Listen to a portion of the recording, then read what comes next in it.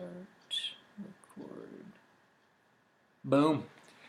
TNTM the show presents Comicast 263 with your host Pablo Gar. and JD.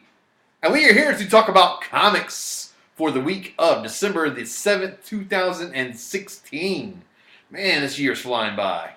Yeah, it is. So we have our own grading scale here. It's a buy, skim, pass with variations on buy and skim. Strong buy, weak buy, strong skim, weak skim. And our best book of the week is our Back in Bag of the Week, B-Bow. And that's where we blow off as many spoilers as we can and tell you, hey, you need to go buy this. And we also have a timer here. If one of us is reviewing a comic, it is a 1-minute timer. If it's both of us, it's a 2-minute. And if you check out our tone here, Here it is. Sorry for that.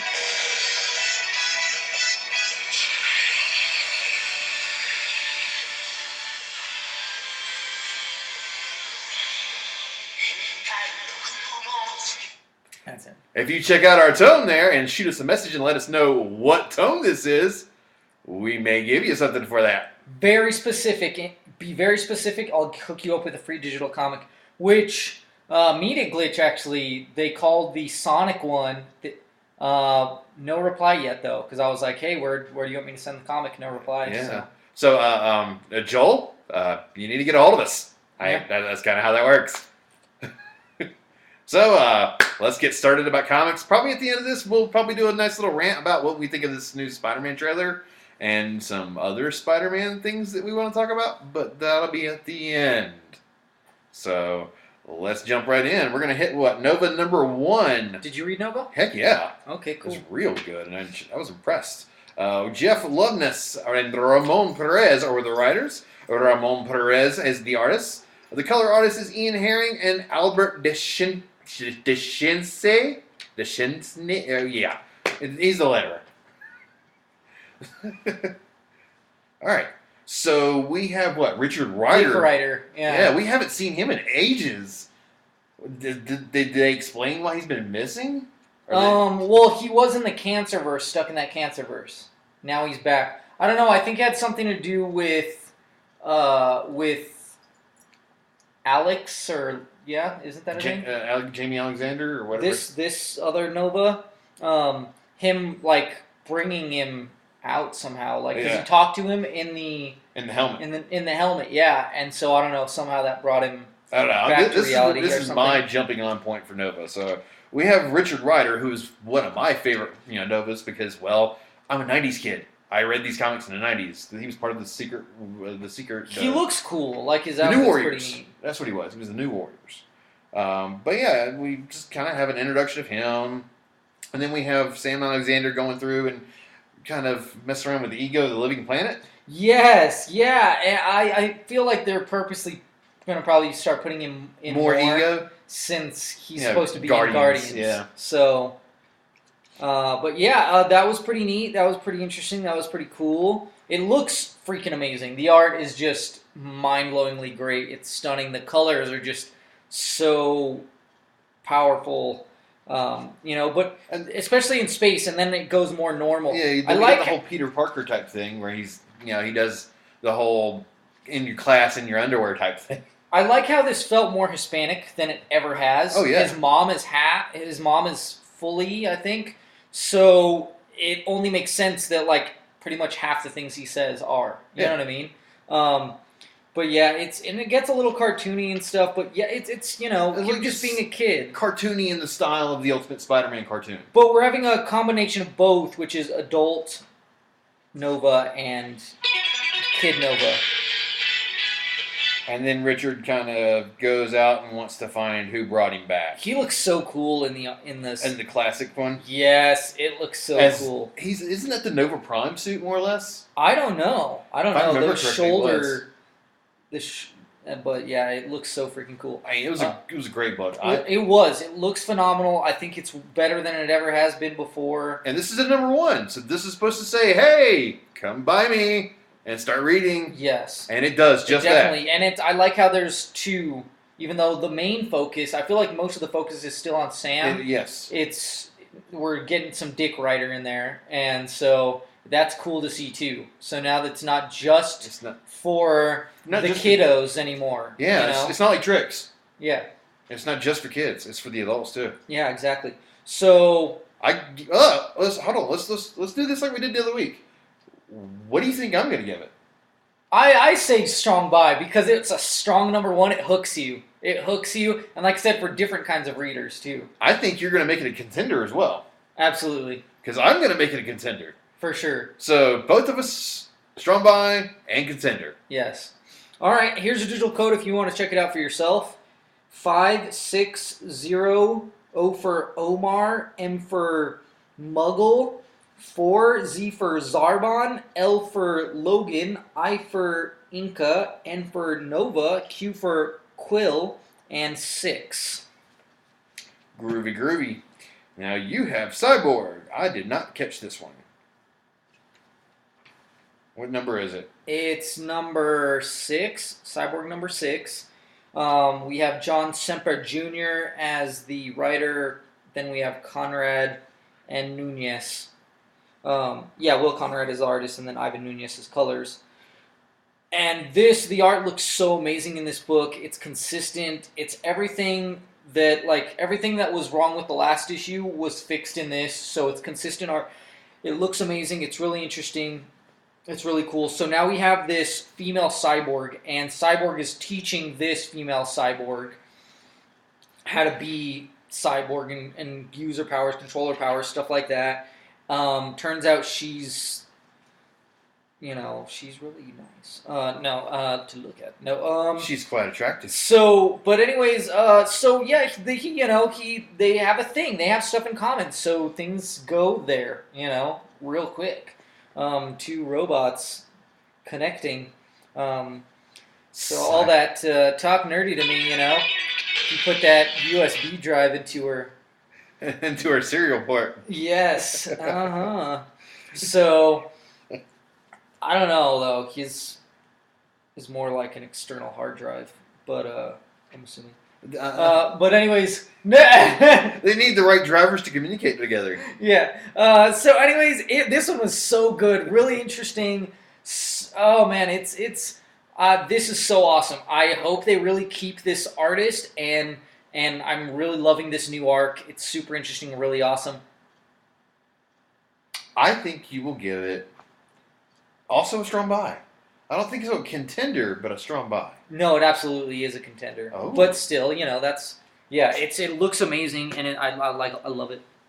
Love it. I like it a lot. It's awesome. So we're gonna have our monthly dose of Dick. Well, there's another Dick that we get. And we got two times the Dick this week. But this one's Grayson. So it's Nightwing number what, 10? Yes, Nightwing number 10. Welcome to Tim Blood. Tim Seeley did the writing. Marcus Tu did the artist. Chris Sotomayor did the colors. And, it's literally an introduction of Dick to Bloodhaven. We kind of start out with Damien, to me, my Titans! Yes, working on his thing. And Babs kind of busting his chops. Then she's like, hey, you practicing?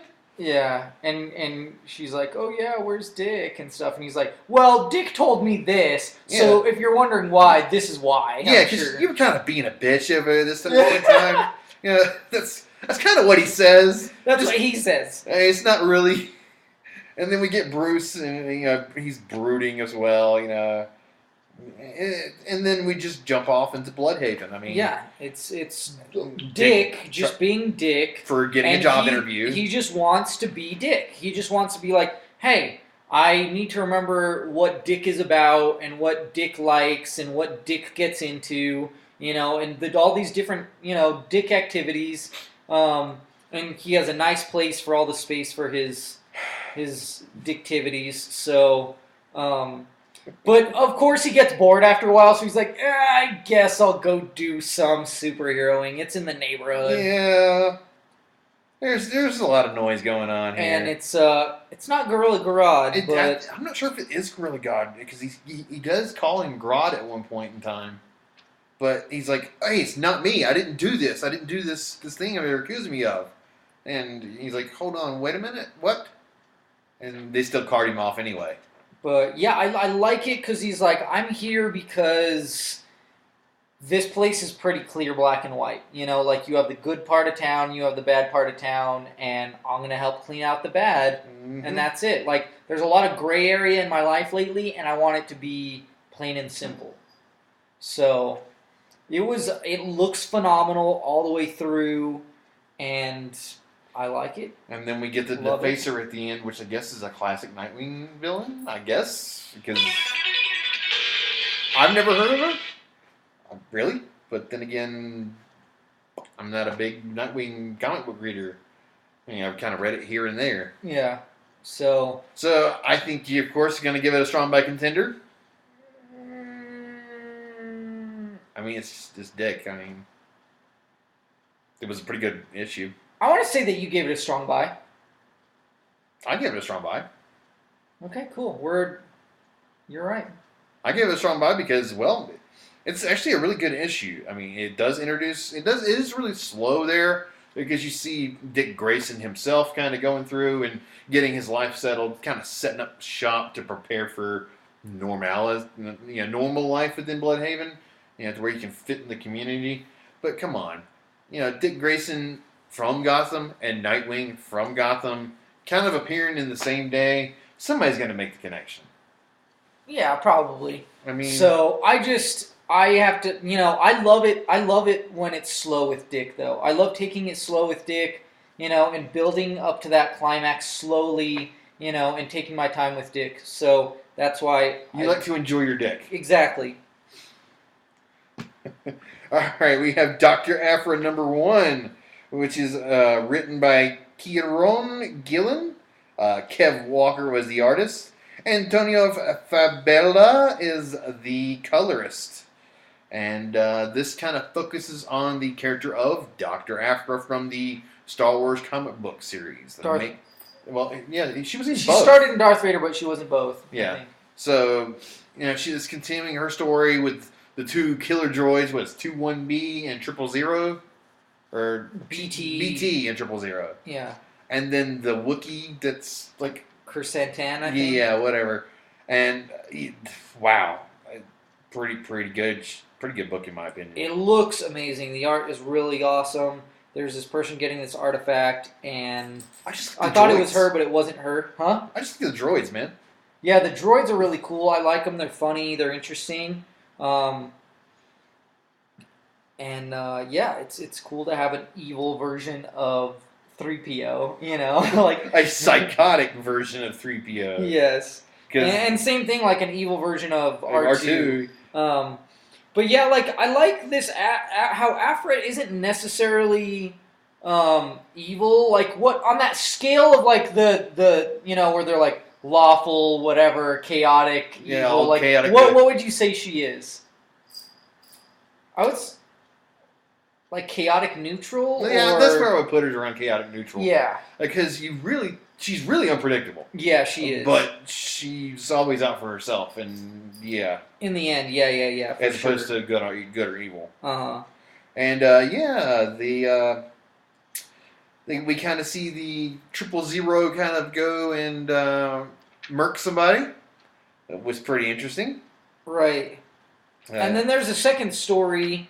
She's trying to sell this artifact. It doesn't really work out because she's got. Yeah, she's been like disqualified or disbanded. Whatever that means. As an architect or whatever. Second story is still Kieron Gillen, but the art style is way different. Yeah, it's Salvador LaRocca as the artist, and this one is more of like an origin story, like her back when she's first trying to get her doctorate, and the guy that she takes down, which was trying to screw her over in the first place. So, but all in all, I thought it was a pretty good first issue.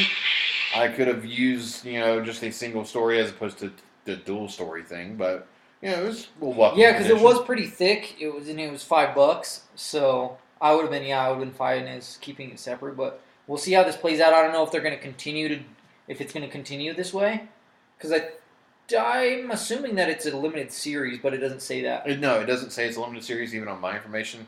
And I normally get like 1 of 4 or whatever as labeled on your way I get comics. So I think that it's one of those things where I think that they just go, we're going to put it out, and if it's really popular, we'll keep it going. We'll keep it going. But if not, then we'll go, oh, it's a limited series. It's only 8. Yeah, right. They'll announce later down the line. They'll announce it probably around 3 or 4. Hey, this is a limited run, or hey, this is going to be just a small series, and we'll put it somewhere else. So that the creative team has time to wrap things up, you know. But yeah, so I think it was. What do I think it was? I think you think it was a strong buy, because again, I think you enjoy the droids more than anything else, and it did kind of give them a moment to shine. It did take a lot of the good elements from the Vader comic. It wasn't the most spectacular first issue, but it was still worth the buy. Although the price tag kind of killed it too. Yeah, I still don't think it's a strong buy. Because the art's beautiful. I mean, don't get me wrong on that. Art is fantastic. That being said, I'm going to say that you're probably giving it a strong buy. Yes, I give it a strong buy. But I did not give it a contender, though. Yeah, I completely agree. Yeah, it's a strong buy, but it's not a contender. It's missing that one little piece that's going to push it over the board, which is probably Vader. I mean, yeah, and we won't see him at all. I don't think we will. Because he's going to stay under the radar. Yeah, he probably doesn't give 2 shits about Dr. Sorry. Yeah. About Dr. I don't think he does. Honestly, like they're like, "Oh yeah, she faked her death." And I'm like, he can sense in the Force. I'm sure he does not care. Yeah. As long as it appeared that he killed her to whomever, the Emperor, because I think he liked her. I don't know if he liked her, but I think he liked her enough to go, I don't care. You can be a use of me later on. Right. Or just, okay, if you exist and just, nobody knows, whatever, I don't care. Anyways, here's the digital code. You want to check it out. F for Familia, C for Carlos, M for Marcos, E for... what's E? Eduardo! T for Tomas, S for... Señorita. G for Gilberto. Gloria. Okay, whatever. 90 U for unicorn. Sure. 2 and then another unicorn, I guess. Or Ulysses. Which are we going to be seeing Ulysses after Civil War 2? Probably not. I think so. Anyway, so we have Aquaman, Hombre de Aqua. Yes. Numero what? 12. So it's the year, anniversary for this. Writer is Dan Abnett. Felipe Briones is the artist, and Gabe El-Taib is the colorist. Did I say that correctly? Yeah, I think so. So we have a war. Straight war. So it looks like Atlanteans are attacking the surface world. Well, it's not straight war. It's a little crooked, it's not... it appears to be. It appears to be full-on war, yeah. Yes. Atlanteans versus... And the states. We at the United States, we declare war on Atlantis. They have Obama, yeah, and he's like, we are at war with the Atlanteans. Yeah, so by all intents and purposes, this is war. Yes. And so, but the Atlanteans are like... we kind of have our troops here, we have our fleet here, and our monsters are still in their cage, so this isn't us. Yeah. And they're getting more and more clues, but it's like too late. Yeah. And they're trying to get a hold of them and be like, hey, this isn't what it looks like. This is not us. And it's like, will they even listen? But for me, what was the coolest, or I don't know if it's the coolest, but it was really awesome, is these commandos, man. The new SEAL team. I don't know the Aquamarines they call them, which they said most of them are Navy SEALs. I think. Yeah, I think so. Which is weird and kind of funny that they call them Aquamarines. They have suits that let them breathe underwater. And I don't know if they're suits. I think they genetically modified. They genetically modified them because they have like shark mode. They have like different modes that they can go into. They can breathe underwater and have, like, tough skin, too. Like, it's pretty cool, man. It's pretty vicious. It's like underwater Rambo, man. Yeah, it's pretty freaking awesome, Remy was like an army ranger, I think. and it looks awesome. Yeah. Oh no, Green Beret, I think. Yeah. Green Beret, yeah. But yeah, they're playing their hand, and it's looking pretty well. But Nemo is playing both sides. Yeah.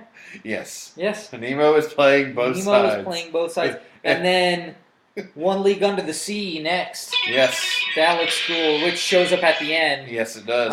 And if you didn't catch my post earlier on the community, I did post the cover art for this, and it looks like Dory and Marlin from Finding Nemo are at the bottom right-hand corner of the picture, and it was amusing. I thought it was pretty good. But the ending was okay. I liked the art on this. I thought it was really impressive. It was really slow, though. It felt like, I don't know. It felt like it was missing something, a plot element to really get me hooked. Because this is the start of a brand new arc. I mean, it's kind of been going on, but it's in full force. I feel like now. It's where this arc is coming forefront. This did start with the end of Aquaman or whatever, when they did the whole assassination thing or whatever it was when they blew up the embassy. Yeah. So it did kind of start there. So I'm gonna say you give it a buy. And I think you give it a strong buy. I absolutely do. I think it's a slow, intense build. Like it's building anticipation. It's like oh. Escalation. Escalation. There you go. So yeah, like you said, strong buy. I say it's even a contender for me. So I'm loving it. Da. All right, we have the Avengers. What number is this? Number 2? Earth's mightiest heroes, the Avengers. Which they actually said that in the crossover the other day. They're like, we're Earth's mightiest heroes, and all like, no, you're not. Don't you say that. You're the Super Friends. That's their words. You're the Super Friends. Right. So, anyway, Mark Waid is the writer. Mike Del Mundo is the artist. The color artist is Mike Del Mundo and Marco D'Alfonso.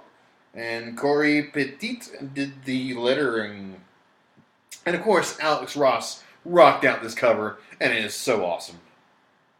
And we have the Avengers in whatever negative... Limbo. Yeah, but it's weird, though, because I thought Limbo was the dimension that... Mephistopheles? No. Well, maybe that too, but no, the one that what's-her-name is in charge of where the X-Men are, the X-Haven is now in. Oh, the Magic's... yes. Yeah. But I think this is not that Limbo, it's just Limbo. Like, they just call it Limbo. It's Catholic purgatory. Yeah, it's not like the actual Limbo of, of the dimension, of the magic dimensions, I think this is just them, and it's essentially just a void in time where they're like kind of safe, you know. That way, if they get wiped out of existence as a kid, they're not wiped out of existence. So they're kind of stuck there, and then they have to depend on Hercules to take care of things for them in the current time, and so he's going to other gods to help him figure this thing out going on with King, which is. It's kind of like a fight. It's weird because it's also a fight with King amongst himself because there's so many different versions. 5 different versions of King. Because of what they did, it's also like created these other versions that are helping instead of that are fighting against himself. It's gotten really confusing. I'm totally lost. But and it's beautiful. It is beautiful, but it looks confusing too because. It's kind of like not clear who's who and what's who's what. good, who's bad, who's got this intention. Now you can tell like the heroes, but a lot of the kings they look similar, so it's really confusing. Like I almost wish they had like labels on them or name tags or like a little thing that goes like this is this one and this is this one in almost every panel, which would kind of ruin the art because it looks so amazing. But the art is kind of what makes it confusing. Yes. That's why I like it when they do Kang versions that look colossally different. Like there's the Young Avengers one that was like Iron something. I don't know, but Iron Centurion or some shit like that. I don't know, something like that. Then but it you was had like the one that was doing the Apocalypse twins that was different. And... Right, like when they legitimately look like different versions, I'm very satisfied with that. You know, because you have your classic Kang, and Yeah. then you have your, you know, like your young, and then old. Like they just, to me, that stick with that, like the different, you know, solidly different versions. Um, But all in all, I mean, it's a weird comic. That's kind of all I've really got to say about it. I don't know if I enjoy it or not because, like you said, it's confusing. I mean, it always is with timey-wimey stuff, you know, like, at least with but I feel like it's more confusing the way that, like, I love this artist, but just the way that he's doing the art in this issue specifically, because I feel like it was a lot more confusing in this one than it was in the previous one, because the colors are part of that, which is, I feel like all the colors just mesh together too. You know what I mean? Like they're all like this pinkish hue, you know, and that's the heroes too, not just the Kang characters. You know what I mean? Of course, you can tell the difference between the heroes because they look very, very different from each other and from him. Whereas different versions of him look way too much alike. Yeah. So I think you're going to give this a buy. Maybe a buy? Yeah, a buy.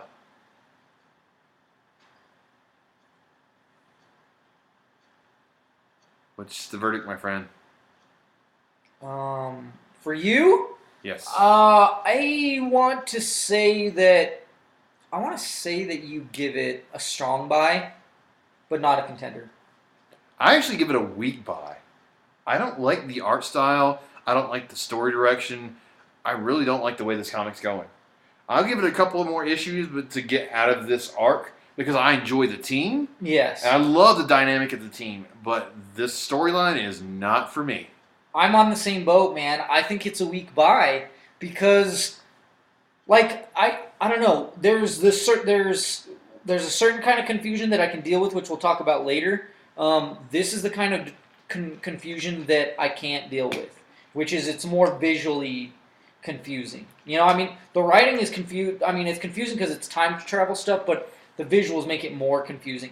And I felt like the art was way better in the first issue. Not saying this art's bad. It's not bad. It just makes it more confusing. Maybe that's part of it. I don't know, but you know, that's where it hurts it. And I love this artist and I love this writer. Yeah. I think you may be on the right track, which is maybe just wait until this arc is over. Because you are introducing the team. Because this is the second issue, and I usually drop after a second issue, but there's so many things I like about it, I'm not sure if I should keep reading and just struggle through it, or, you know, or just wait until this arc's over. I don't know yet. So, because it is a week by, and usually that means, yes, you know, we'll see. That means that, hey, if I don't have the extra cash, or if I can, I'll knock it off. You know what I mean? So, anyways, here's your code. Tell me what you think. F for fans, C for camera, M for Mankey, C for camera, J for Jones, T for Tobin, 8, 5, 9, K for kill, 8, L for live. Alrighty. And now we have Green Lanterns number 12. And the credits of this are Sam Humphries is the writer, Eduardo Pansica is the pencils, Julio Ferreira is the inks, and of course Blonde doing the colors. And this continuation of the Phantom Lantern saga. And yeah, we kind of get more of the same thing we had in the last arc in this issue, where it's like, oh, I'm not that good of a lantern. And, you know, Simon's like, hey, the ring chose us, have faith, da-da-da-da-da. And then the greed, the motivations behind the guy that stole the Phantom Lantern. I mean, we see him going from emotion to emotion to emotion to... Yeah. He can't handle himself. He can't handle the Phantom Ring because it feeds off of you. But if you're in control, you should be feeding off of others. So, well, first of all, I feel like they did a really good job of that at first, which is explaining the Phantom Ring and that whole thing of, you know, if you don't control it, it will control you. It'll feed off of you. Yeah. And so, because I think both the Lanterns have experienced the Phantom Ring, they understand it. And that's why she's questioning it, And he's going, no questioning. And I like the questioning. I feel like they're both good to have, Yeah. And then there's some flashbacks with this guy. We get why he's, why he's the way he is. He's kind of like a Hal Jordan character, technically. I mean, and he's trying to get a grasp of this. He is trying. oh yeah, and that's the thing is like he has good intentions, but he's just. You know what they say? The road to hell is paved with good intentions. Yeah, absolutely, and that's pretty much what we see. And I just feel like though that we keep on having a repeat of event. Well, not so much but just the events that transpire, which is, there's this guy and he's struggling with it, and then they fight him, and then he runs away, and then he comes back, and they fight him, and then So I don't know. I think. What do you think? I think it's a beautiful comic. I think that the story could use a little bit more tinkering because, again, there's too many recycled elements from the previous issues and the previous arcs that we have. Especially with Jessica and her confidence and stuff. I mean, didn't we get past that with the whole Red Lantern thing? Where she kind of got the grasp of everything and was able to make these constructs and have a little bit more confidence in herself? Or at least be able to exude more willpower? But it seems like here we're back at square one again.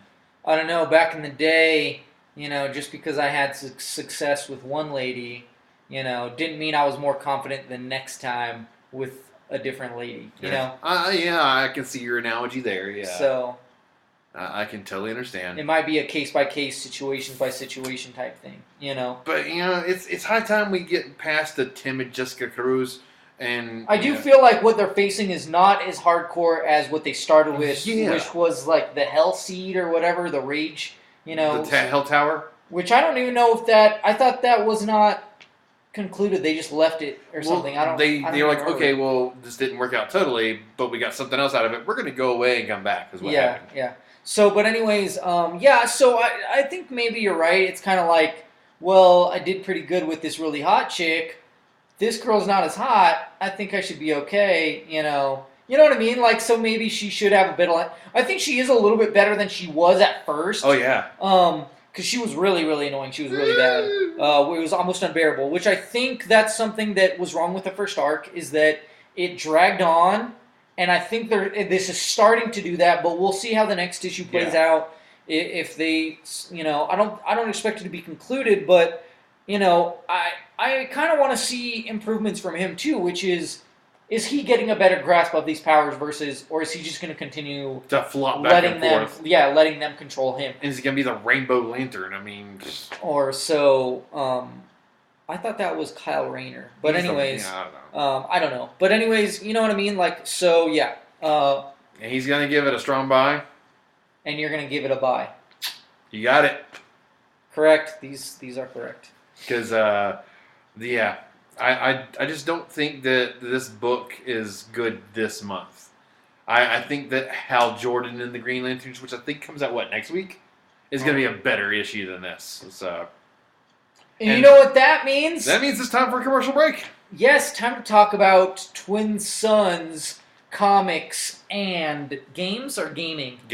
Gaming, because they are hardcore about their tabletop gaming. Yes. I will have to say that.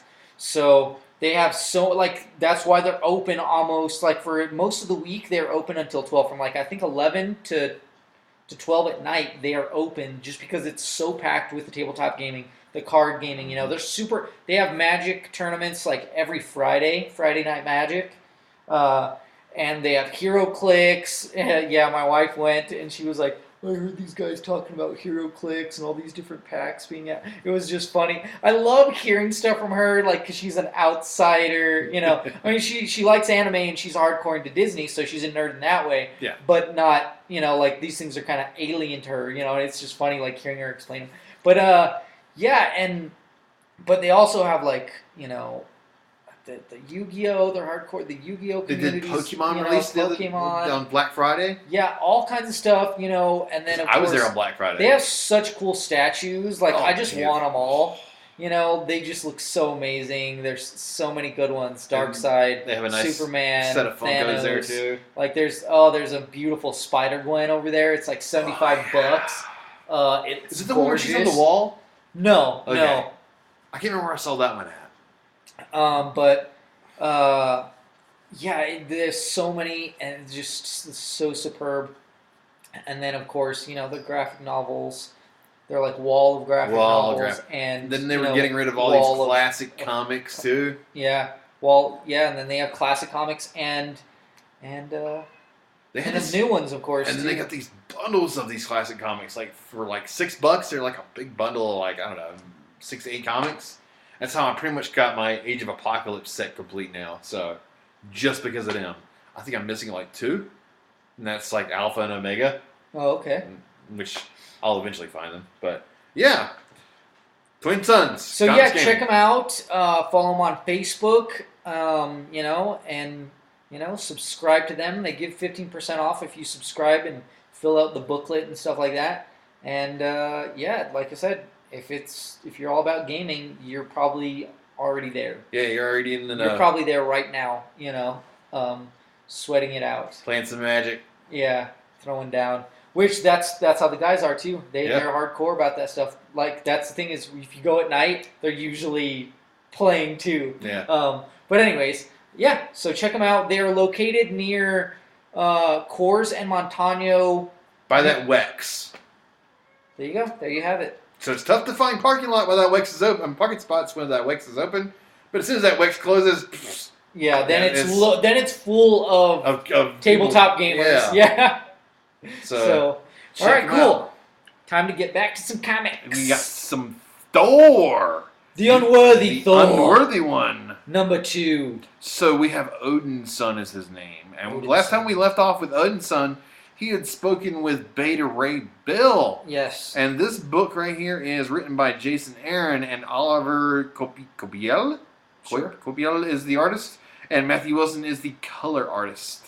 And like I said, we stopped with him meeting with Beta Ray Bill, and Beta Ray Bill was Beta Ray Bill offers. "Here's Stormbreaker. Yes. Here, have it. Take it." And he's Yours. like, no, I'm not. I'm unworthy.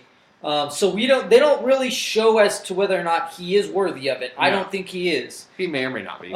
Because he's not worthy of the other one. He's not worthy of the 616 Mjolnir. I will have to say I love the goats though. Like I love him using the goats. Nasher and Noller? Yes. Or Grinder. Grinder, sorry. Nasher and Grinder, yeah. He has this like horrible nightmare that's actually a callback to there's Original a villain. Sin? No, there's another villain that he faced off during the Jason Aaron run. But then we have not Guardian, the Collector. Yeah. And Collector, I like this Collector because he seems like a threat. Yes. Not like the other one where he's like a game show host. Yeah, he's Guardian's definitely not pathetic. Benicio del Toro.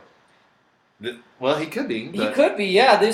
He looks similar, but he didn't. That one didn't seem threatening. This guy seems legitimately threatening, and he's like, "I want this. Give me this. Mine. Get it for me." Mine. And it's crazy because it's like, "Oh, you're not of use to me." Bye. Yes, and I'm so. Yeah. You're so jacked off about what happens in this comic. I am. Like, it's so cool because it's turning out to be everything I'm hoping for in this book and more. Because, okay, for one, like I said, I want him to struggle. I don't want him to be worthy of this new Mjolnir from the Ultimate Universe, which somehow existed. I want him to earn it. Like, and him saying tooth and nail, all this stuff with his intentions and his voice and his heart gets a reaction out of this Mjolnir. But not quite. Definitely not the one the Collector wants. Yes. And then there's a character that shows up at the end, which I just love. So that's something I, like you said, totally jacked off about. So, this Pablo gentleman right here, he's going to tell us this is a strong buy and a contender. I'm going to say the same for you. Yeah. This is totally a strong buy and a contender. It's epic. It just looks... It looks... I'm not a big Thor fan. Not beautiful, but like... This is compelling. It is, like... The art fits the story.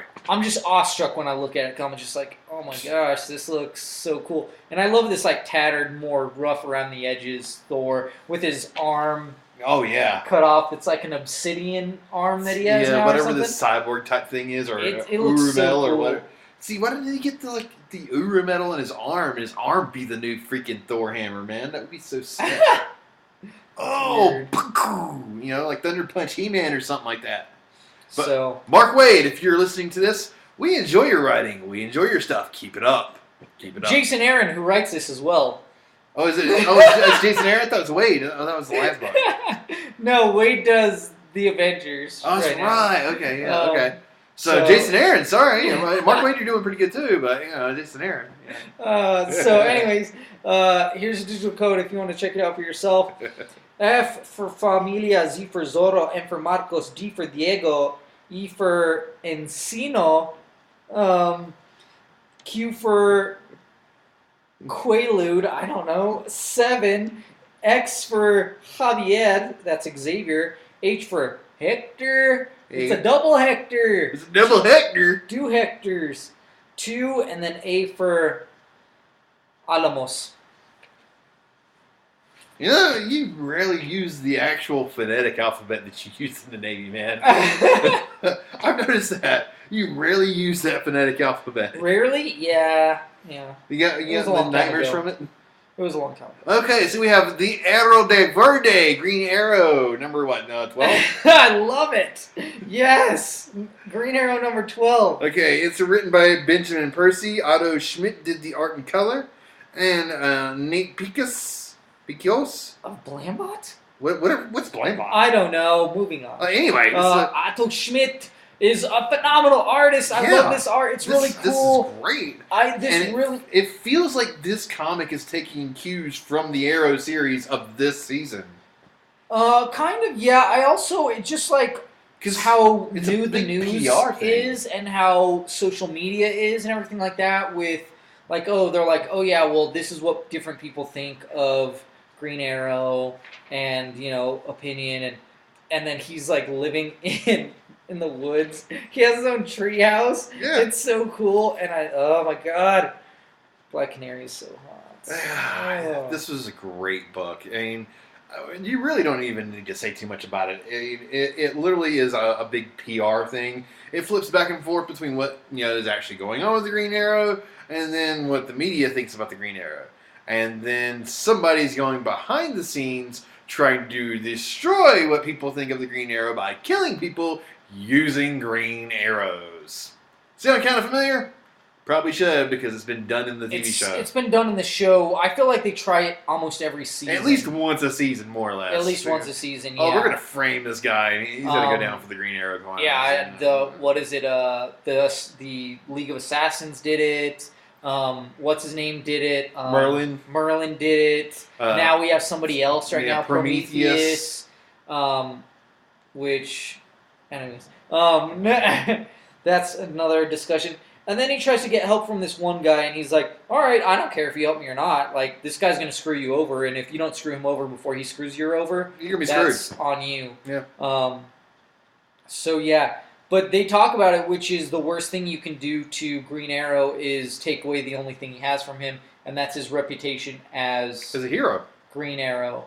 And so that is all he has right now, and so I'm sure that pisses him off, but that's not his only plan. He's also trying to get his old life back, whereas Black Canary's like, you don't have that. Forget that. Just focus on this.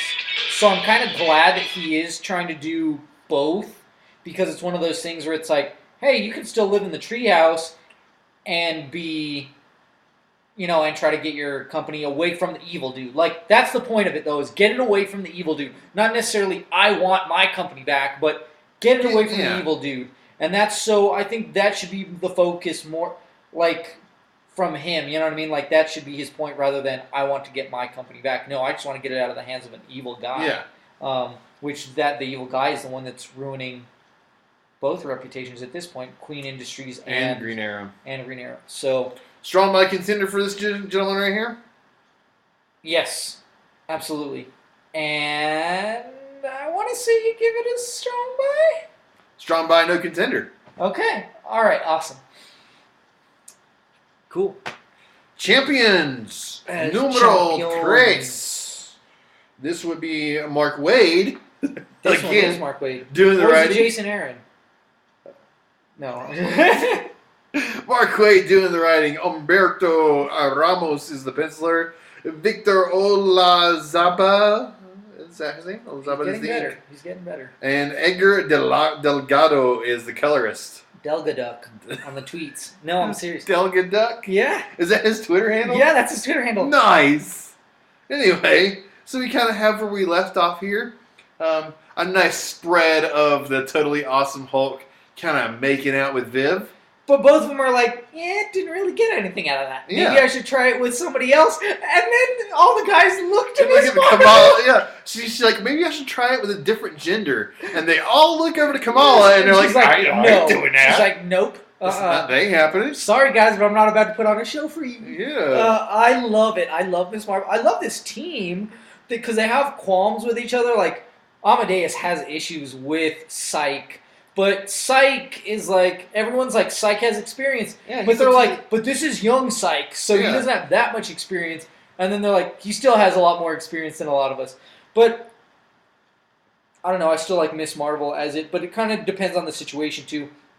It works out. I really like too how they're like, okay, there's a situation going on and this is real. This is legit life right here, which is, there are these girls and they're trying to get educated. They want to be more free, and it's in like some Middle Eastern country, and they're getting killed by these extremists. And so they're like, we're going to go to this country. They go to this country, and they're like, all right, we're going to beat up all these guys. They're like, please don't take care of this problem for us, because then it makes us look weak. Like, we have to depend on Americans to fix all of our problems. We need and that's to how make it fix where we we can solve this problem. Just help us make a stand.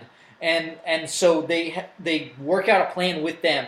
These ladies come up with the plan, and it's legit because it's based off of the truth. They even bring it up in this book, which is that girl that she was trying to get an education. They shot her.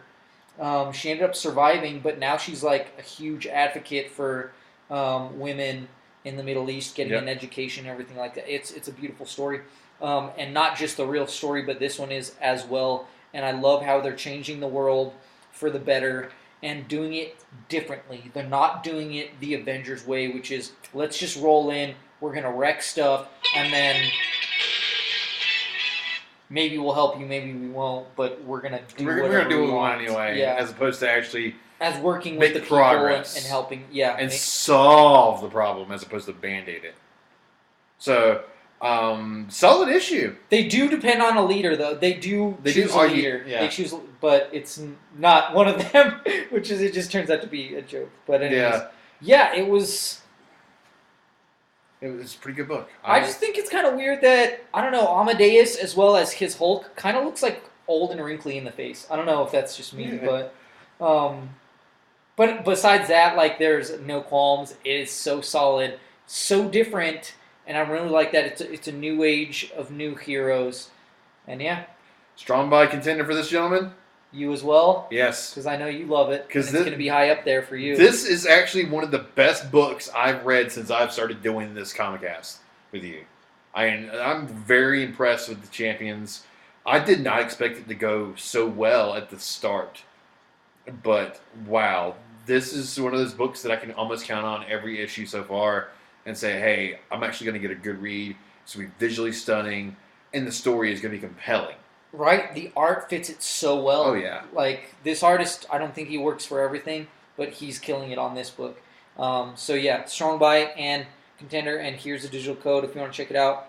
F for Famicom, C for Chitari, M for Mankey, L for Logan, 759, A for Alvin, H. There's actually another double Hector. Wow.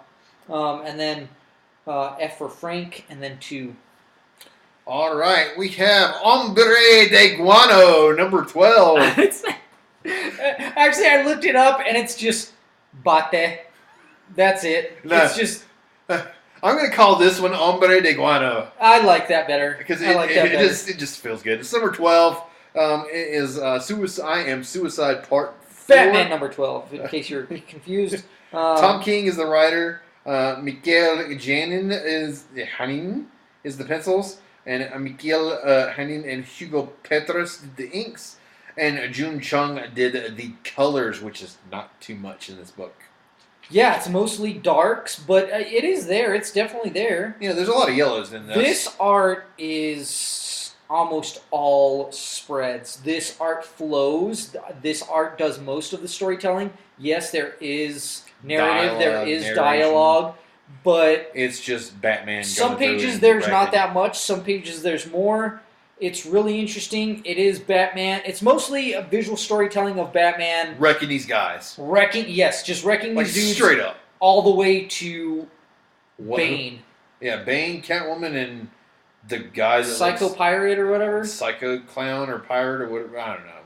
I really don't know who this is. I was really hoping he was going to use some more shark repellent with that shark there, but I'd say or the Bat Bomb.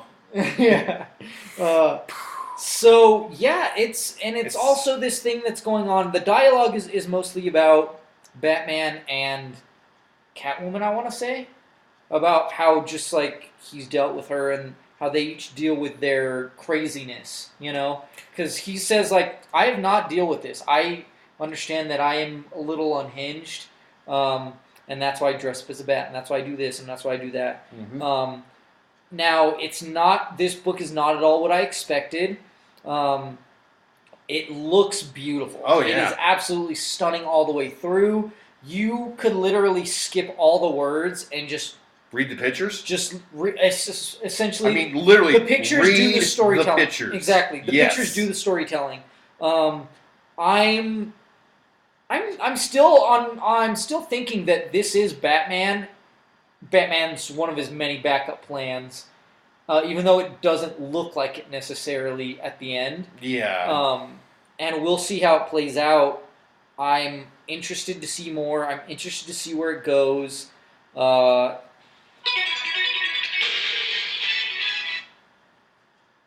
You're going to give it a strong buy.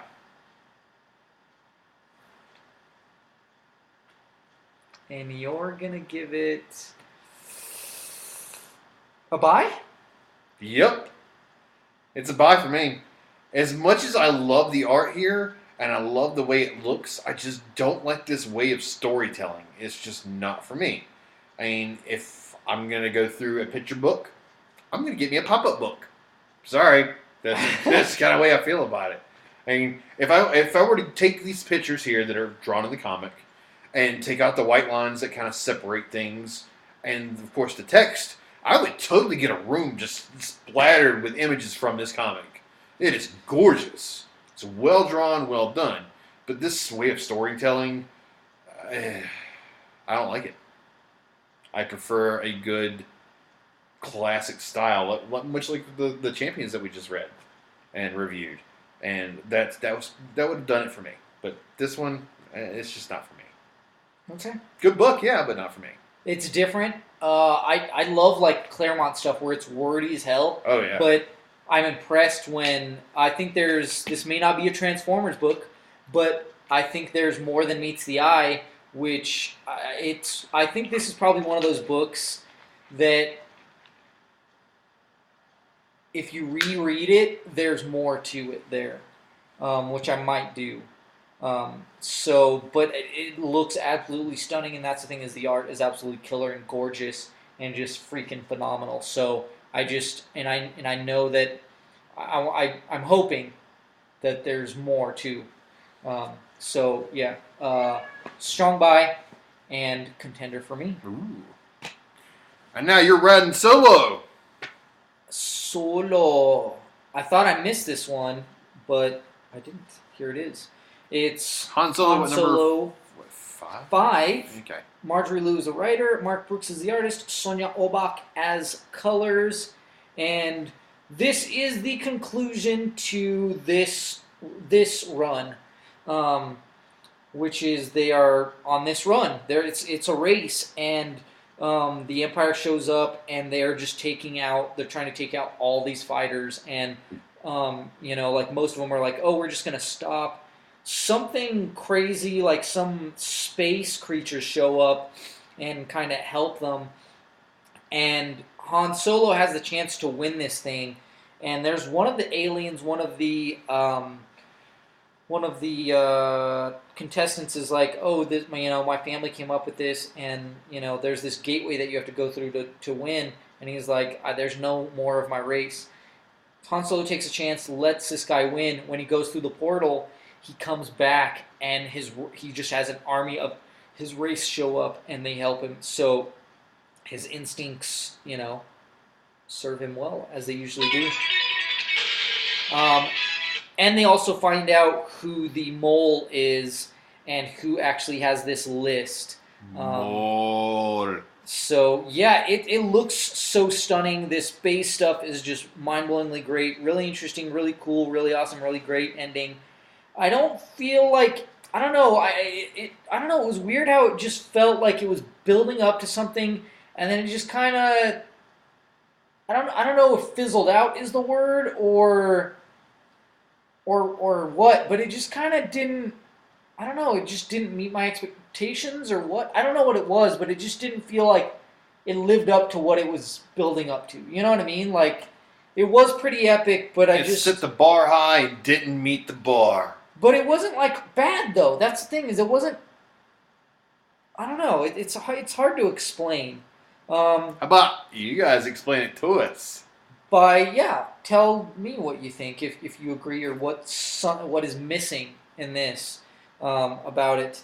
I still give it a strong buy, but because of that little thing, Makes it not a contender. And here's digital code, like I said, that you can tell us what you think of it and what was missing.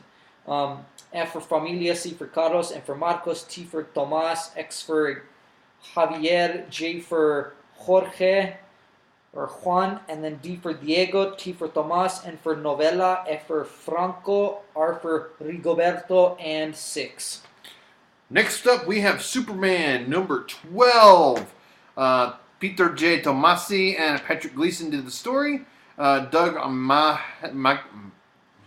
Mankey? And Jaime Mendoza and Christopher Christian Alamy are the anchors. And Will Quintana is the colorist. Yes. And this one's a new arc. Yeah. This one has to do Super with Monster Frankenstein. Agent of Shade. Yes. So far, we haven't seen the other Agents of Shade yet, but we have seen this one and his crazy vehicle, and Lois is part of it, and then this lady, which I like how they play this, which is... Hey, they're trying to get this lady. Lois, get the lady out of here. Go. And Superman shows up and stops him. A couple times. Yeah, a couple times. But it turns out, like, it was what... I liked it because they really drove it home that they're like, oh, well, maybe... Like, oh, maybe this guy is wrong. Or, like, this guy is wrong. Yeah, this guy's not wrong. He's after the wrong person. No. Right, he's after the wrong person. No, he's after the wrong person. No, he's not after the wrong person. I love country folk because they're like, I'm going to stand up. I'm going to get my gun! This other, like, I'm going to stand up for these other people, that are also from the same town. Yeah.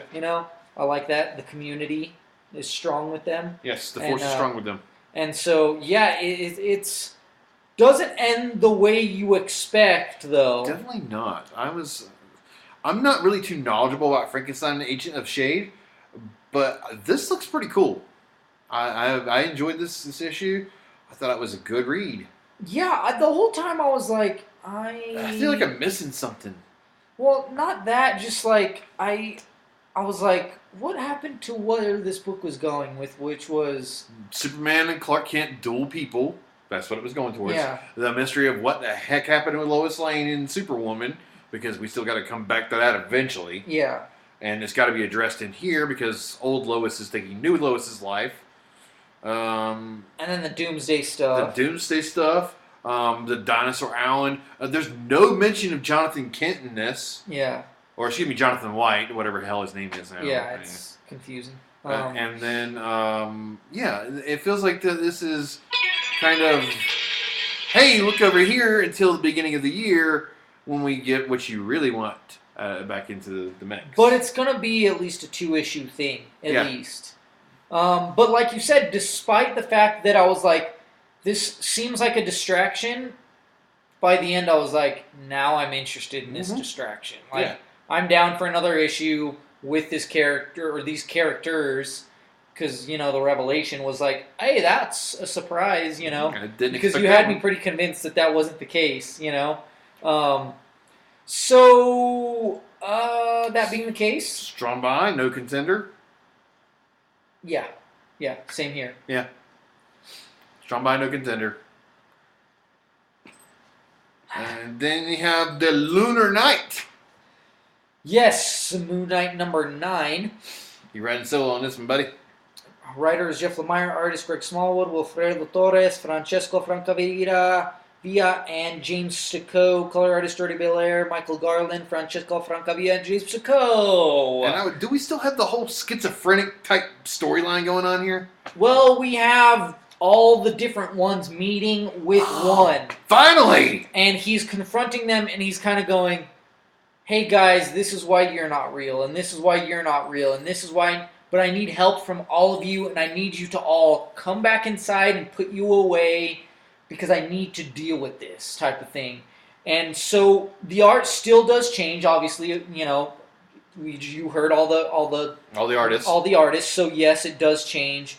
It works and it makes sense, and it's really interesting. I just kind of go like, I wonder, can you do this though? Like, is this a thing that can be done? Like when the personalities get out, can you just go, it's time to bottle them all back in for now so I can get a grasp on this? I'm not a crazy person, so I don't know if this is doable in real life. I think the better thing to do would be to ask our listeners and viewers, if you know a psychotherapist or psychiatrist or something like that, please get them to read this book and let us know what they think of this, if this is valid information or valid reality of the science of psychology and stuff. Because I'm lost. That's why I haven't picked up the book, because it totally lost me. So, but it's interesting. It looks amazing. It's a strong contender. Yeah, I still love it. Like I said, it looks amazing, and I can't wait for the next issue because he's going to kill Khonshu. That's quite the feat, killing Khonshu. Yeah, that's quite a claim right there. Attempt. We'll see. Here's your digital code: F for Fan, Z for Zarbon, M for Mankey, I for Icarus, N for Nova, U for Ultron, Y for Yank, 781, M for Mankey, and 0. All right, and then we have the Arachnid of the Future, Spider-Man 2099. What number is this? 18. 18. Peter David is the writer. Will Sleeney is the artist. Rachel Rosenberg is the colorist. And this is a really weird book because we have kind of where we left off last time, kind of, not so much, where the Electro was going into this base and the other two were fighting this robot guy, remember that? Yeah. And then they beat the robot guy and they were going to go up to the base, and then the base blew up. That was where we left off last time, more or less. And now we have Electra kind of dangling this guy over the edge, kind of juicing him for information. He kind of spills his guts a little bit, I guess, because he lives. That they have brought the Sinister Six from the future into the present. I think they also said that I don't know if he's brainwashed, but he's the Iron Man of the future or something like that. I don't know. But I wasn't sure. But something bad has happened to Raul, which is his buddy, his partner, that's doing stuff for Parker Industries, as well as his secretary. He's turning into the Lizard is what it looks like. I feel bad, though, because Tempest actually does wake up and she's by herself. I always feel bad, and stuff like that happens. But, And then Tiberius Stone, and he looks like he's changing into something, or at least going through something crazy. But we don't get to really see his face. And then there's all these zombie-like things. I think they're just different lizard. Or vermin? I think they're lizard people. I don't know. It's either lizard or vermin, because that's really what they're looking like, is a combination of lizard and vermin. You remember vermin, right? No. Vermin was basically the rat version of the lizard. Instead of the people turning into a reptile, they're turning into a rat. Like Rat King. No. No. No, not like Rat King. Think Splinter, but like Nosferatu style Splinter. Okay. So it's a pretty good book. It didn't push my nostalgia buttons by bringing back any of the old 2099 crew like I like, but Yeah. still, it was a good book, compelling story, great art. I'm liking this so far. I want to drop it to pick it up and trade, but I don't know where to stop because it flows so well and issue to issue. Yes. This has been like a good 7 or 8 issue arc right here. I mean, how many other books are at 18? This is what you're talking about. This is old school writing at its best. Yes. But in present day, because this guy was writing, I want to say the same time that Claremont was, and his style hasn't changed. Like, it's not as wordy as it used to be. It's not like wordy as Claremont, but it's still wordier than most books. So if you're a classic reader, this is probably what you want to be reading because this is the closest to that you're going to get. So, strong buy, contender with him, possibly contender. Not contender, but yeah. And I'm going to say for you, same. Yeah, strong buy. Yep. So here's a digital code. Check it out. F for Familia, S for Senor, R for Rigoberto, M for Marcos, 1, 6, O for... Oscar? Yes, R for Rigoberto, L for Lupita, A for Alamos, C for Carlos, and V for Victor. All right, cool. So it's time.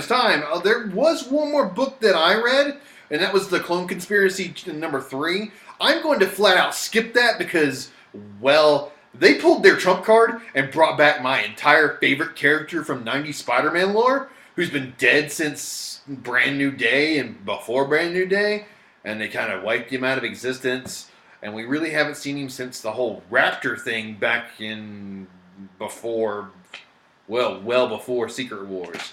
So it had a way unfair advantage. I decided that I'm just going to read it as a complete trade, issues 1 through 4, and just let you guys know what the event was about, the repercussions of the event, and how I felt about it. I'm not sure if Pablo here is going to do the same thing or not, but I mean, like I said, they brought back my character, so I can't unfairly look at it.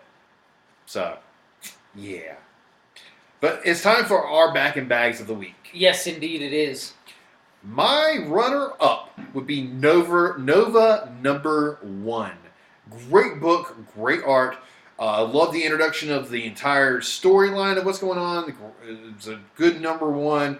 It had me hooked with both the Dick Rider, like he would say, or Richard Rider, as I would say, and the Sam Alexander, both of them having equal parts of a story, and it still being a Nova book, and still focusing on Sam as the most part. And compelling, makes me want to get it again. Great job on that. My number 1 back and bag of the week is... yeah. Champions? Champions. That's it, man. Number 3. Champions number 3 was my B-Bow. I knew it. Yeah. I called it. Yeah. I win. No, I don't know. I wasn't really keeping score this week. I don't either. I think we had an uneven number of books. Books, yeah. Man, this is a tough week for me. I mean, you got your deck, man. I love Green Arrow this week. Cyborg was really awesome. Aquaman, like, this is all stuff that's taking it slower, but it's a great slow build. The Thor, which just reminds me of, the Thor Odin was "You're unworthy," and he's like stripping him, and I just love that. You're unworthy of this. Yeah. I cast you out. Yes, Anthony Hopkins is like one of the greatest actors ever. And we'll see him next year in Thor Ragnarok, which as I guess a homeless guy. So hopefully, if he lives that long, I'm calling 2017 as his year because it's going to be the year of even suckier than 16. Well, I mean, you can't really get much worse than this year. I mean, we started out with David Bowie and Lemmy dying in a week, and Alan Rickman at the first week of the year. So 3 big guys dying at the very beginning of the year. Yeah. But I'm gonna go with I'm gonna go with Dick, Nightwing number 10, as my runner-up. Like I said, slow, but it's funny intro. Like all of it, it was pretty good all the way through. and interesting, and I'm interested to see where it goes. Like I said, I love my dick, and I love when it's slow, but there was something else that I did a phenomenal job as a number one. It's better than it has ever been before, I think, which also had a dick, like you said, Dick Ryder, and it's Nova number one because now it's not just for the kids. No. But that, even though that's the stuff that I like more, I'm interested because I don't really know much about Richard Ryder. I'm interested to find out about him, and I love the way his suit looks and everything's going on with him.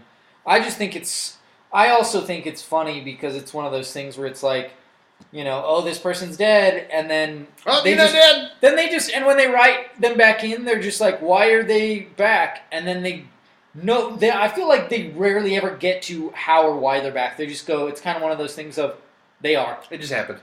It's writing. Deal with it. It's writing. That's it. It's comics. Yeah, deal with it. So, and it looks amazing. Like I said, it's more. I feel like they put more Hispanic stuff in there. Like more Spanish into the book with Sam, and I really like that. And like I said, Dick Ryder too. So I think it's for both now. Yeah. Cool. Cool. Right on. So that was the week review comics for December the 7th. Is that what we said? Yeah, 7th? 7th, yeah. And that's what we thought. What are your thoughts, feelings? Tell us. What's your B-Bell? Tell us. Yes. So, well, that's it for us, For our cast. Yeah. Now we're going to rant about, the big news of the week. Spider-Man. Spider-Man Homecoming. Well, we got our trailer for Spider-Man Homecoming. It's been posted in the community. And you posted your nice little rant as well? I posted my rant all over the place. I posted it on my personal Facebook. I posted it on the group. I posted it on the actual Facebook page, which I think showed up on Twitter. I don't know if it showed up on Tumblr, but I essentially posted it everywhere that I possibly could. And for many reasons, which is I think that this is something that is not being addressed. I think my issues with it are issues that I haven't heard. And I've been watching a lot of YouTube videos, which is, reactions and this and that, of like, well, whatever. And I feel like all I'm getting is nothing but praise. And I'm not hearing my voice from any videos, which makes me really tempted to go, maybe I should make a Talking Nerdy vlogcast video for this, even though I really want to do one for something else as well. I just can't recall what that was. But anyways... here's my problems. My problems isn't even with the tone of, it's high school. No, I feel like Spider-Man should have always been in high school. That's the whole essence of why people fell in love and why people love and why I love Peter Parker is, yes, because he was just a kid. He was just a nerd. And he was just, and then he got these powers and... He wants to do right. The way that it happened, he had to take responsibility and stuff, and he started doing good. But it's one of those things where, like, he still has his normal life, and that stuff is on the side. And like I said, it doesn't make sense to me because his issue is that he doesn't have a father. Like, that's it. Like, he lost his parents. And then he lost his uncle, which was essentially his... all within the span of a decade. And so now we have Tony Stark pretending to be his dad, and that's never been the thing. No. I feel like that's something that's maybe in the Ultimate comics, I don't know, because I didn't really read not to this extent. I didn't read Ultimate Peter Parker that much, so I can't say. Though I have heard that Fury was more of a father figure to Peter than Tony was. I've heard that the whole scene with the robbery, like that is exactly out of the Ultimate comic. Oh yeah, straight panel for panel. The thing is, the problem is that they're taking from Miles Morales' Ultimate Spider-Man instead of just taking from Ultimate Peter Parker or from Peter Parker in general. And I get that people are going, oh, well, you have to do him right. It has to be high school. That's fine. Here's my solution. My solution is this. Have Peter Parker as older, and then just have it a flashback story of him in high school. Boom, done. And it ends up being like a 90s period piece, where he's like where people are wearing coveralls and they're talking about friends all the time. You know, like that style. You know what I mean? Like that. So, because I think that could have also fixed the issues with like the confusion with Doctor Strange, which is there was time lapses, but they didn't do a good job of showing the time lapses, and so they could have, if they would have made it a flashback story of like I am now the Sorcerer Supreme, but this is how I got here. You know what I mean? Have a flashback because it ended up being really confusing because they would say stuff like, "Oh yeah, there's a spinal injury," and you're like, "Oh, Rhodey." No, it wasn't Rhodey. No, it wasn't Rhodey. It was This is a guy it was the probably hammer. It was the hammer guy. But you know, like these are things are just like the continuity gets confusing, and I think the same thing with this is that the continuity is confusing because it's going to be There's certain scenes that we see Peter in his old suit before Civil War. Yes. We see Tony Stark with the black eye in the limo, which is exactly the same black eye that he had in Civil War. So, where does this movie take place? So we don't know if this is going to be like during Civil War, after Civil War. Yeah, if it's going to take place before Civil War and then during and then after, I don't know what's going on with it. But like I said, I don't like that Tony Stark is the one that made his suit. I know he has his own original suit, but you're taking away from his own genius by going, "Oh, Tony Stark made him this suit. This isn't his own invention." No, he's supposed to be brilliant on his own, and yes, they show a little bit of that in Civil War, but they don't show enough. And the web shooters, yes. But now this suit is Tony's. It's not his. The only suit that Tony should ever give Peter Parker is Iron Spider. And that's it. Which blows up in his face, you know, when there's that whole, when he switches sides. Yeah. Which we didn't have that. And I just feel like if you would have gone with Miles, this would make so much more sense. Also because they essentially just put Genki in the movie, but they're calling him something else. They're calling him Ned Leeds, according to press releases. Yes. We have not heard any names within the actual movie except for Peter, Tony, and May. Those are pretty much the only three names we've heard in his appearance in Civil War and in this trailer.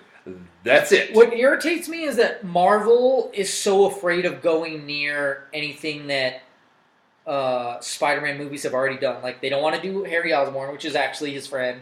Well, there's reports that Harry's in this, and that the Genki or Ned Leeds character and Harry are both his best friends, except that the Genki or Ned Leeds character knows the secret, and we see them find out the secret in the trailer, and Harry doesn't know. So, no Gwen, no Mary Jane.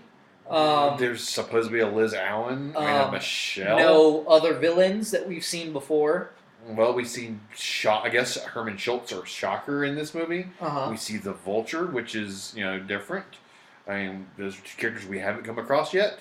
And there's rumors of the Tinkerer, which would make sense since all this technology is coming out that looks beyond these criminals' abilities to fabricate. So, I mean, maybe. But yet they're willing to do a scene that looks like it's a ripoff of the train scene from Spider-Man 2. With the ship and then pulling the ship together? Yes. Okay. Yeah. Imagery.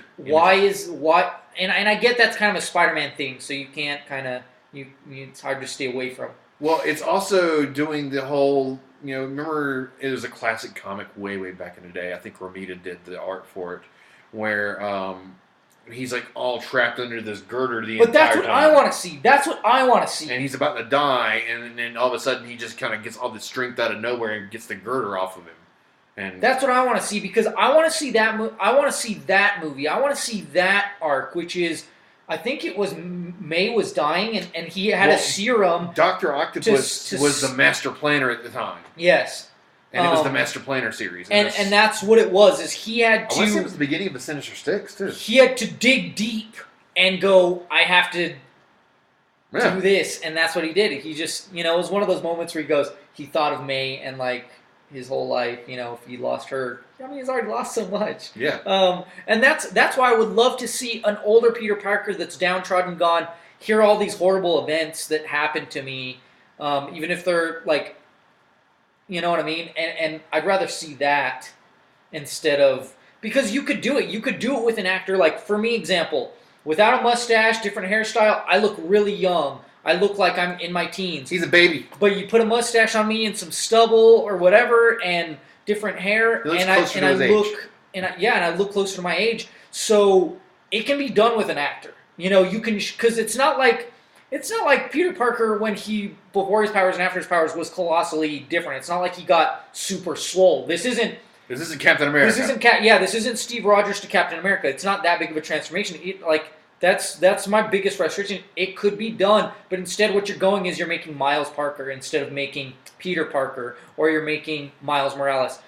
One or the other, not, you could have both. You could even do both, in the same universe if you wanted to, but of course that would probably, I don't know if that would be more confusing or less confusing, because then you would have two Spider-Man, but then you would know which one's which if they look colossally different and one's, Or you can have them in two different platforms. You can have Peter on the big screen and have Miles on Netflix.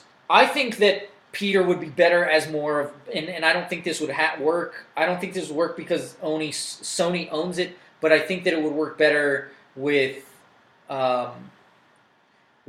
Peter as a Netflix series, kind of like alongside Daredevil, the Defender, sort of. You know what I mean? Like I like Spidey is a street level character. That's what I'm saying, is that he's street level. So why can't you keep him like, he's low key, and so that's why no one. That's why you integrate him into the universe as an older character, not because he shouldn't be. He should be a little boy. He shouldn't be a teenager next to a 50-year-old Tony Stark or 40-year-old Tony Stark. He should be in his 20s at this point, even if it's early 20s versus, because I hope and would think that if they're going to do a teenage Peter Parker, they should keep him that way for a few movies instead of just going, it's a one and done, because they did that with Tobey Maguire. Well, no, they didn't do that with Tobey Maguire. He was in college. Really? Like 15 minutes into that movie, he was in college. The first one, that was all high school. No, it wasn't. No, that didn't last long at all, him being in high school. Really? I could have sworn that was all in high school. He was already in college. Huh. They had him in, it was like I said, maybe half the movie he was in high school, but the only stuff that I remember is when he first got his powers, and there was the bully, and there was that stuff. Yeah. That's it. And then that's more or less the same thing that they did with the Garfield stuff, which is the bullying stuff, and then, next movie, college. Graduation. Now, at least they did one full movie with Garfield as that Spider-Man in high school, and then the next movie was college.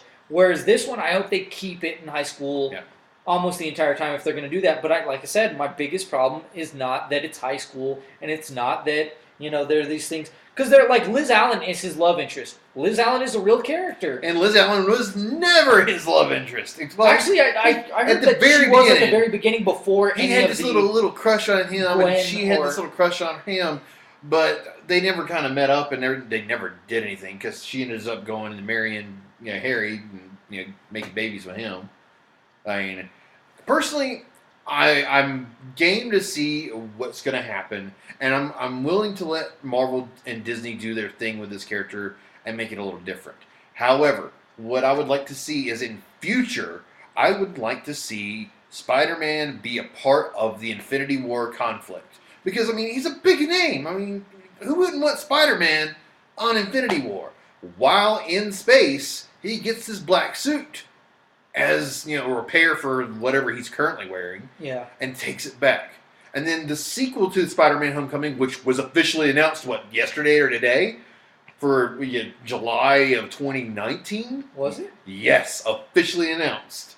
So does that mean they're pushing Captain Marvel back more? No, they're not. They're just kind of putting it right there, July of 2019. Like I said, Marvel, He'll have the black suit right there. I don't get that they don't take more risks, because when they do take risks, they win big. They win big. Like Guardians. Guardians, exactly. Guardians was a huge Guardians risk. was a huge risk. Even for me, I was like, who the F are Guardians? Like, I'd heard of them, but it was like, not enough to be like, I don't care about the Guardians. I took my kid to that, and both him and I loved it. The people, yes, there's so many people that saw that movie multiple times, and they saw it multiple times with their kids, and it was one of those movies where adults and kids, like in everything in between, loved the movie because of the flow, the dialogue, the way the character interactions were, the adult content as well as the humorous kid content. So, I mean, but something that Marvel continues to fail at, which is villains that we actually give a crap about, and that's why they kill them off. Yeah. And that's their own fault, as well as there's not really very many repercussions. I mean, yeah, you can say that the Avengers are damaged, but you know that they're going to come together for Infinity War. And two, even Rhodey, it's like, oh, he's crippled. No, he's not. In a freaking suit. He's walking by the end of the movie. You know, if he was still crippled, and then he has to be in the suit all the time, that would be a different situation. Yeah. You know, but it's like he's walking without the suit. To a degree. I mean, you know, he's not walking normally. 100%, but still, you know what I mean? Like, it wasn't as bad as it could be. Yeah. You know? So it's like I said, I think they would have been better off going with Miles instead of half-assing it. And I know that they're doing it because they're afraid of going there. They're afraid of putting I'm not gonna a minority in the spotlight of essentially you know, the alt-right, as they're calling it now. What? As all those people who will hate a mixed race or black Spider-Man. No. You know what I mean? I think that's why Marvel is not doing it. And you can go, oh, well, Liz Allen, they changed her to be black. You know what? Who the fuck is Liz Allen? That's not a big deal. That's not a big deal. We see Donald Glover in the trailer, but we see him next to a villain or, you know, at least a criminal. So I think he's going to be Herman Schultz, but he might be the Prowler. I've heard that too. I think he's going to be Hobie Brown. I think he's going to be the Prowler. But who the hell is Prowler too? Like, who cares? Like, that's the thing too, is if you're going, oh, guess what? Donald Glover's Prowler. Who the hell is the Prowler? Who the hell is the Prowler? Like, I know who he is, but he's nobody. The casual reader doesn't know He is nobody. But at least that kind of leaves a point where we could see Miles because the Prowler and Miles are related. Maybe. I don't know. In the Ultimate Universe, yes. Yeah. In the Ultimate Universe, yes, he was his. Well, they can pull elements from the Ultimate nephew, Universe. You know. Yeah, they already are. Yeah. It's called Peter Parker. That's what they're doing. So that's why I say it's BS.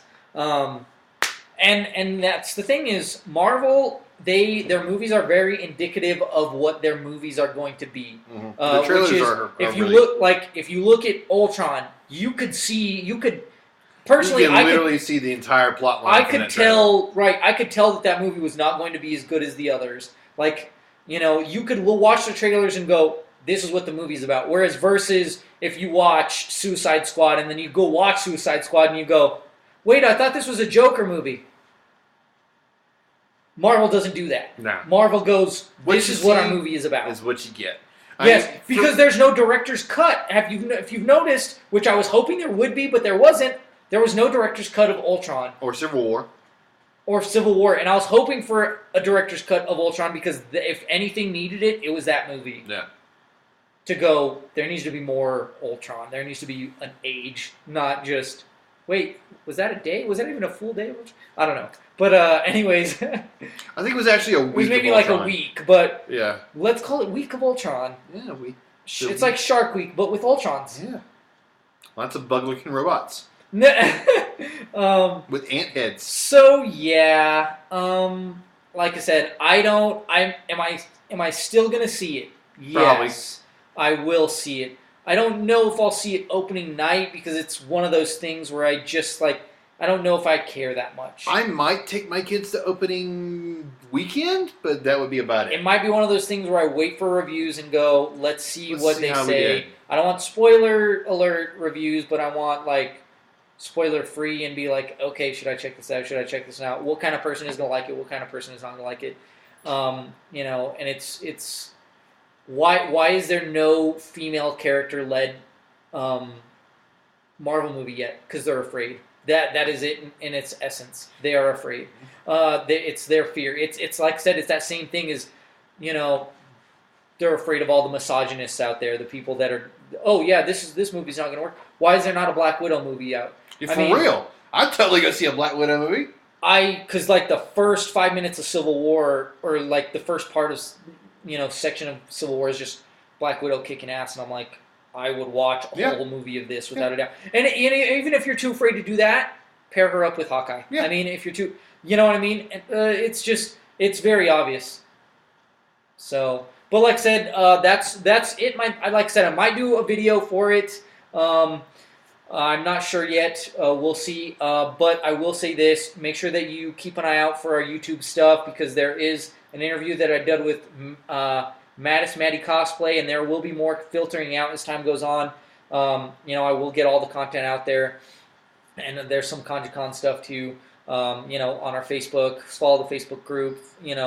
Get more interactive with us. Yeah. I want to hear your feelings, because there were people that agree with me that people are messing with comics too much, and that's partially why they're failing, and that's why I think this movie won't fail, but it's not going to do as good, because that was the problem with Iron Man 3 is that movie did not do justice to Extremis, that movie did not do justice to Mandarin, and that's why that movie sucked. Yep. I'll agree with that. So that's why this movie is not necessarily going to suck, but it's not going to do justice to Miles, and it's not going to do justice to Peter Parker, and it's not going to do justice to Spider-Man all the way. I think they'll do a decent job, but I don't think it's going to be a strong buy. I think that we're going to have a great remainder of this year, and basically all of next year is going to be great for comic book movies. I mean, we have Rogue One coming up in like a week. Yes. We have Assassin's Creed. I'm coming so up. Jacked for that. We have the final Resident Evil movie. Thank God. I'm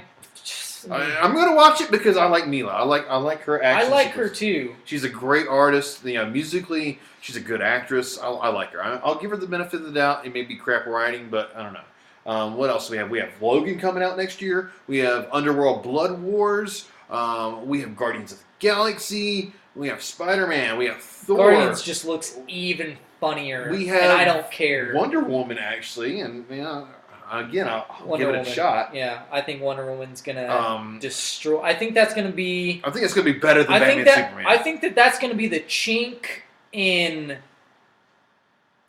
Marvel's armor. Yeah. I think because DC is going. Hey, guess what Marvel hasn't done?